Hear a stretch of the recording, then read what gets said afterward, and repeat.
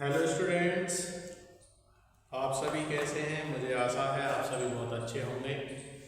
आज हम शुरू करने वाले हैं चैप्टर 13 है, जिसका हम अपनी शॉर्ट वीडियो के माध्यम से पहले भी हम आपको बता चुके हैं, जिसका नाम है पृष्ठीय क्षेत्रफल एवं आयतन। मतलब कुछ सॉलिड शेप्स होंगी जिसमें हमारा अर्धगोला हो सकता है, गोला हो सकता है, बेलन हो सकता है यानी कि सिलेंडर बोलते हैं, घन घनाभ क्यूब क्यूबॉइड हो सकते हैं, उनका सरफेस एरिया और वॉल्यूम हमें फाइंड करना है। तो सबसे पहले चैप्टर शुरू करने से पहले हमें फॉर्मूले देखने होंगे, फॉर्मूले समझने होंगे। बिना फॉर्मूले के हम चैप्टर को आगे कंटिन्यू नहीं कर पाएंगे। तो सबसे पहले हम शुरू करते हैं इस चैप्टर के फॉर्मूले क्या क्या हैं, क्या क्या सॉलिड शेप्स हैं। तो देखते हैं चैप्टर 13 एनसीईआरटी से है, क्लास 10th का है, जिसका नाम है पृष्ठीय क्षेत्रफल और आयतन। चैप्टर 13 है जिसका नाम है पृष्ठीय क्षेत्रफल और आयतन। इसमें बहुत सारी सॉलिड शेप्स दी हुई होंगी। सॉलिड शेप्स सबसे पहले हम शुरू करते हैं क्यूब की बात करें। घन यानी कि जिसे हम क्यूब बोलते हैं, घन क्यूब है जिसके 6 फेस होते हैं, सरफेस 6 होते हैं। तो इसका जो सरफेस एरिया होता है,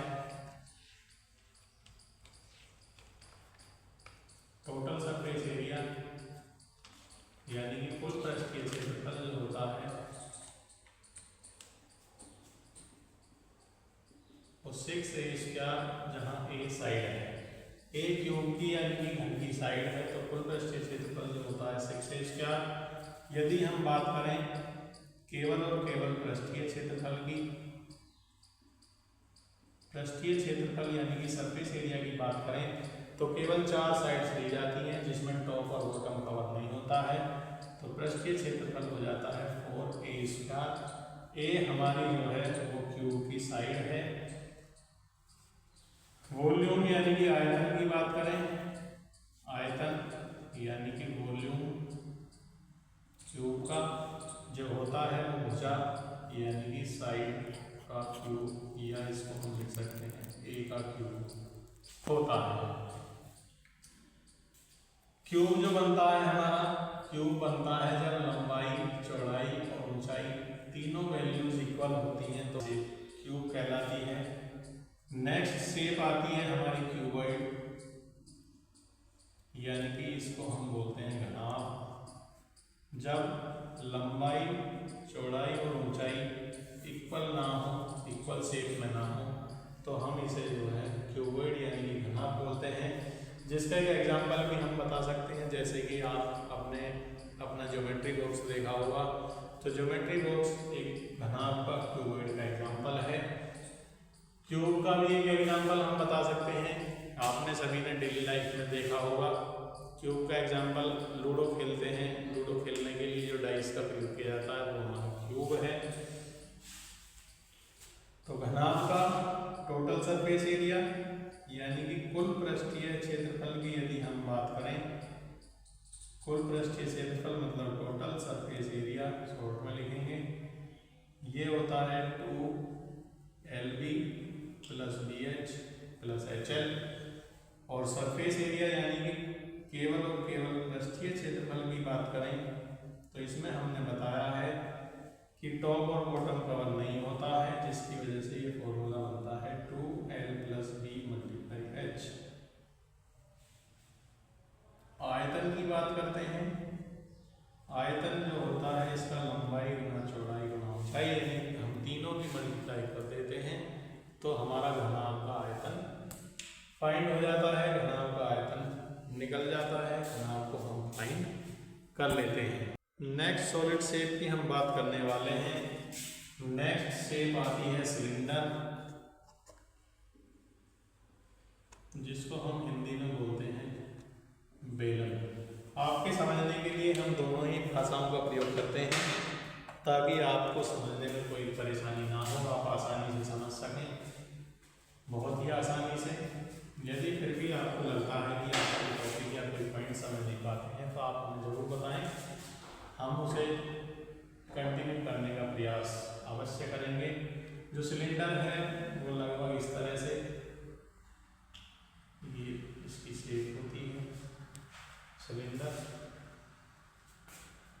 सरफेस एरिया, पृष्ठीय क्षेत्रफल की बात करें तो इसका होता है 2πRh, और कुल पृष्ठीय क्षेत्रफल, कुल पृष्ठीय क्षेत्रफल यानी कि टोटल सरफेस एरिया, शॉर्ट में टी ऐसे बोल देते हैं, तो 2πr और ब्रैकेट में r+h लिख सकते हैं, या 2πr² + 2πRh इसका फॉर्मूला हो जाता है। दोनों में से हम कोई सा भी फॉर्मूला अप्लाई कर सकते हैं। नेक्स्ट हम बात करेंगे वॉल्यूम यानी कि आयतन की। आयतन जो होता है इसका πr² होता है। जो बेलन है, सिलेंडर है, उसका जो आयतन होता है वो πr² होता है। नेक्स्ट सॉलिड से हम लेंगे शंकु, जिसे हम बोलते हैं कोन। कोन आपने सभी ने रियल लाइफ में भी देखा होगा, जो आइसक्रीम होती है, सॉफ्टी बोलते हैं जिसको, या बर्थडे कैप होती है, ये हमारे कोन के एग्जाम्पल हैं।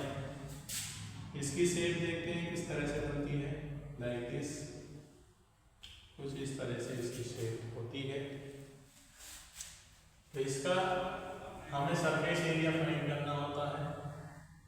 ये कोन है, तो ये जो इसकी हाइट है, ये इस तरह, जो ये हिंदी में इसको बोलते हैं तिर्यक ऊंचाई।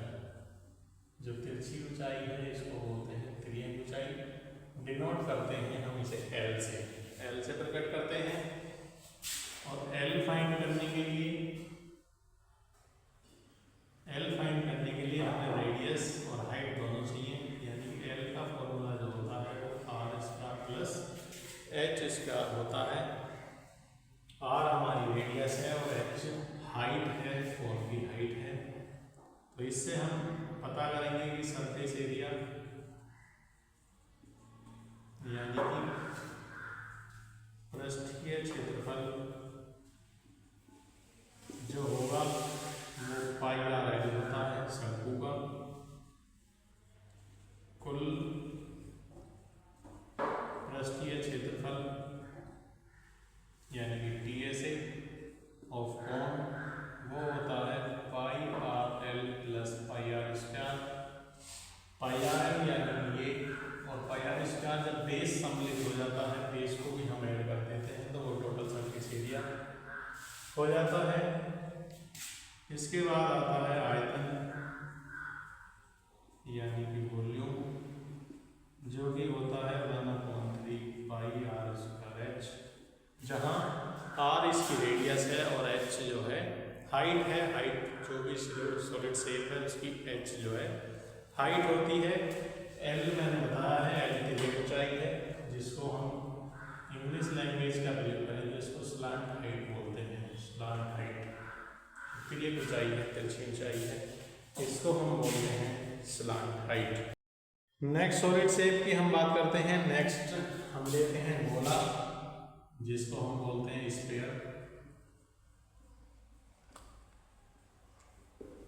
गोला जो आपने एग्जांपल देखा होगा, बॉल एक हमारा गोला है, स्फीयर है।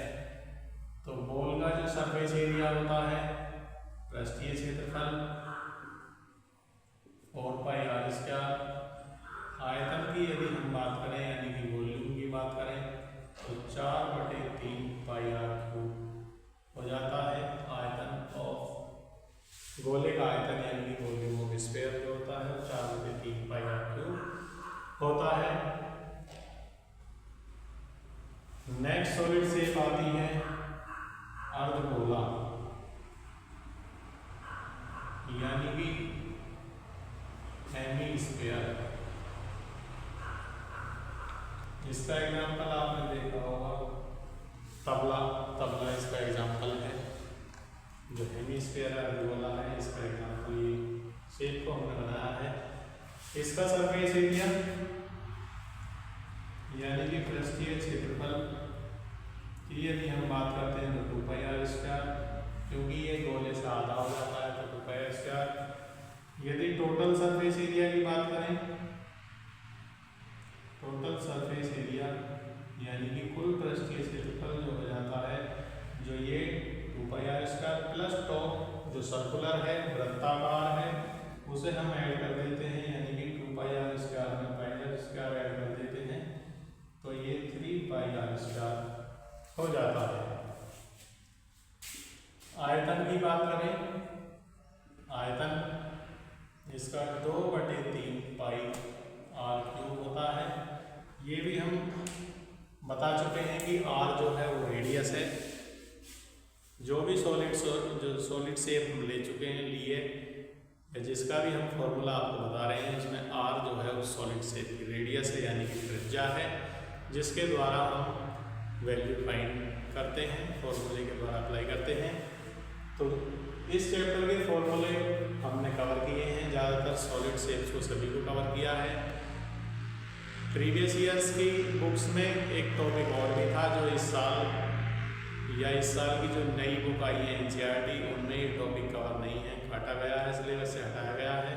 जो फ्रस्टम होता था तो उसको हटाया गया। फ्रस्टम एक ऐसी शेप है जैसे कि आपने देखा होगा बाल्टी होती है आपकी, या फिर गिलास है, तो ये फ्रस्टम यानी कि छिन्नक बोलते हैं हिंदी में, के जैसी आकृति होती है। इस वीडियो के माध्यम से हमने केवल इस चैप्टर के फॉर्मूले डिस्कस किए हैं। नेक्स्ट वीडियो के द्वारा हम चैप्टर पूरा ही कंप्लीट सॉल्यूशन आपको देंगे, एक्सरसाइज वाइज देंगे, हर एक सवाल आप तक पहुंचाएंगे। जो भी विद्यार्थी जो नए हैं, जो इस चैनल के साथ नए जुड़े हैं, तो चैनल को सब्सक्राइब करें, जरूर करें और अपने दोस्तों के साथ वीडियो को शेयर करें। आपको वीडियो अच्छी लगती है लाइक करें, हमारे साथ जुड़े रहें। आप इसी तरह से सॉल्यूशन पाते रहेंगे, हर एक सवाल का सॉल्यूशन हम आपको देंगे। धन्यवाद।